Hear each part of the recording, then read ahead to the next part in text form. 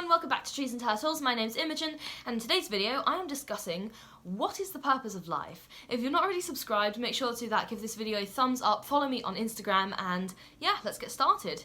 So I think this is a topic that a lot of people think about throughout their lives really, and especially in their early 20s, which is why I thought it was important that I sort of talked about it a little bit on a lifestyle and productivity channel. So this video is split into two parts. Firstly, my attempt at historical philosophy, because why not? And secondly, my own thoughts on the actual meaning of life. Okay, so I just wanted to start with a little bit of history, and I will put this video in chapters, so if you're bored you can just skip to what I actually think the meaning of life is. But let's talk about ancient Greek philosophy. So I'm going to talk about Plato and Aristotle. So Plato believed in the existence of like an ideal world of forms, like form theory, and he argued that the purpose of life is to sort of like seek knowledge and wisdom to understand these universal truths. So Plato was like really heavy on learning. He was like a curious boy, one curious boy, and Aristotle was his student. So Aristotle was like, yo, Plato, teach me your truths, and he was focused on human flourishing, and he called this eudaimonia. He argued, obviously, that like, the purpose of life was to achieve excellence and virtue in sort of all aspects. So Plato was like, we gotta learn shit, and Aristotle was like, yes, but you gotta be good at that shit, basically. So I'm sure there's going to be loads of philosophers who are coming after me in the comments at this point. But anyway, let's move on to Stoicism and Epicureanism. This was in the Hellenistic period. And Stoicism basically meant that you were living in accordance with nature, sort of practicing virtue and accepting things beyond your control. And this is a big part of what we say when we say someone's like being stoic is, oh, they're just accepting things as they are. Which, it can be a good thing, cultivating acceptance. So the purpose of life, according to Stoicism, was to like attain inner peace and tranquility. So you're meditating, if you are accepting the things that you cannot control, you are practicing Stoicism, so well done.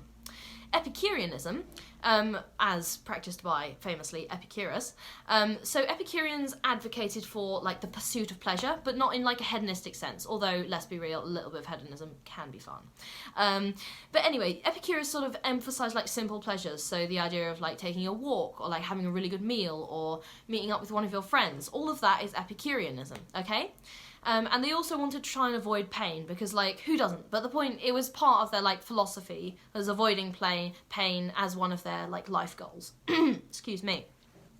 Alright, moving on. Medieval and Renaissance philosophy. I got two Christian philosophers to talk about here. I'm not Christian, but they were quite influential as general figures. So, anyway, the first one, Augustine of Hippo, okay? So in Christian philosophy, Augustine argued that the purpose of life was to, like, love and serve God, and he sort of, like, sought salvation and eternal life. Now, that's obviously very religiously focused, but he was trying to be a good person, so I guess we'll give him points for that. If we talk a little bit about Thomas Aquinas, so he was influenced by Aristotle, actually, that we just talked about earlier, but he sort of integrated a little bit of Aristotle's philosophy with Christianity, so it was like a sort of a crossover event. And he sort of argued like the purpose of life was to sort of fulfill one's own natural inclinations, and achieve union with God. So he was like a sort of, he tried to keep a little bit of balance, I guess. Alright, Enlightenment. So the Enlightenment philosophy, I'm going to talk about Immanuel Kant and Jeremy Bentham, okay? So Kant argued that the purpose of life was to act according to moral principles, and he sort of derived these from reason. He sort of really emphasised the importance of duty and the categorical imperative. So he was, yeah, some heavy stuff there. Immanuel Kant was a bit of a by-the-book kind of guy. And then Jeremy Bentham was a utilitarian. So he basically proposed that the purpose of life was to, like, maximise happiness and minimise suffering. So that kind of goes back to Epicureanism a little bit. And he also emphasised that this was for the greatest number of people. So basically, what benefits the majority? That was Bentham's thing. Okay, next I want to talk a little bit about existentialism. And here I'm going to talk about Søren Kierkegaard, I'm not pronouncing that correctly probably, and Jean-Paul Sartre.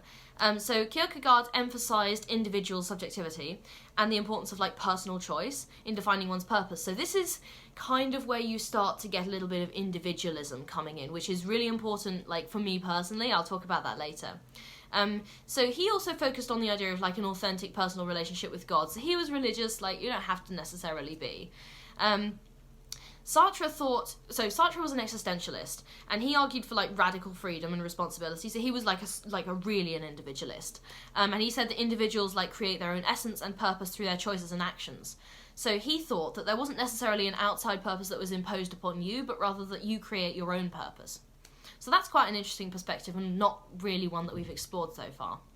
And finally, for this section, contemporary philosophy. So Albert Camus was an absurdist, and he explored the meaning of life in a seemingly indifferent universe. So his thing was basically, okay, the universe does not care about you. Unlike some of the earlier philosophers who were like, oh my gosh, you gotta have a relationship with God because God loves you and stuff, Camus was like, no, that's wrong. Universe does not give a shit.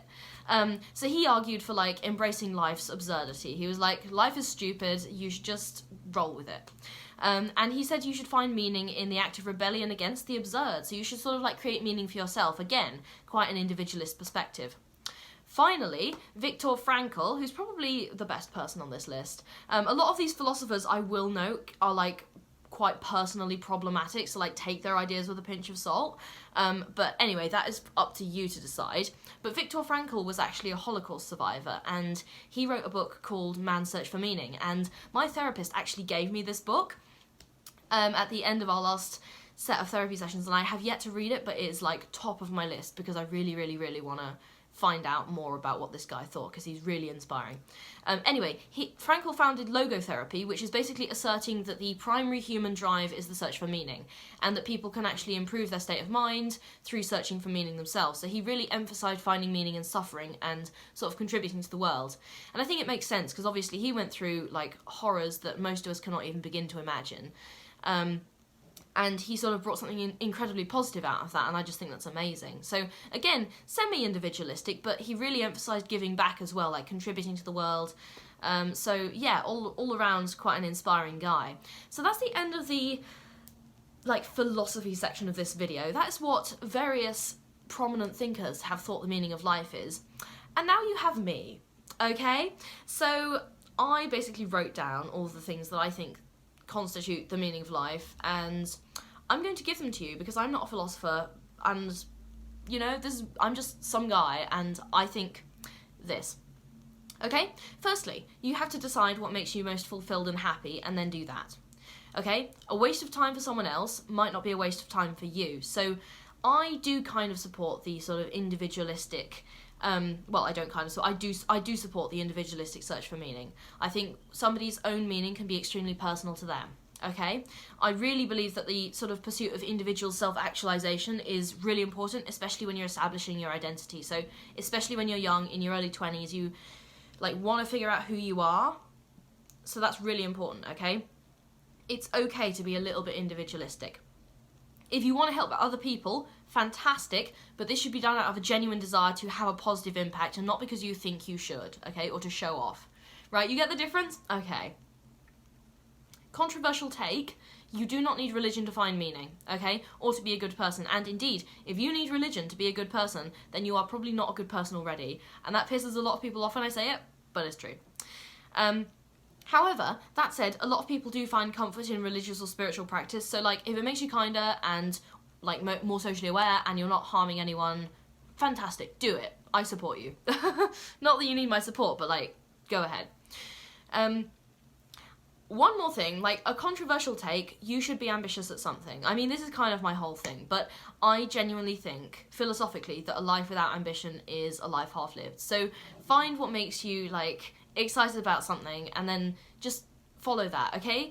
Like, I want you to be excited about getting up and working on a project, okay? Find a project that you really, really invest in, okay? So on a personal note, I think the purpose of my life specifically, rather than the purpose of life in general, is to make a difference in the environmental sector, and on a smaller level, to help other people curate their most productive and fulfilling lives, which is what I'm doing with this channel. So I am fulfilling my purpose, kind of. So that's like what I've determined my purpose to be after a lot of self-reflection. And I've done that through journaling, through just reading and writing. Oh, I already mentioned journaling, but yeah, just, you know, lying in bed at night and staring into the darkness and thinking, oh no, what's the purpose of life? Anyway, that's my purpose. Now it's up to you to determine yours, okay? That's the end of this video. If you're not already subscribed, make sure to do that. Give this video a thumbs up. If you have found the meaning of life, please let me know in the comments. And I will see you guys very soon. Okay, bye!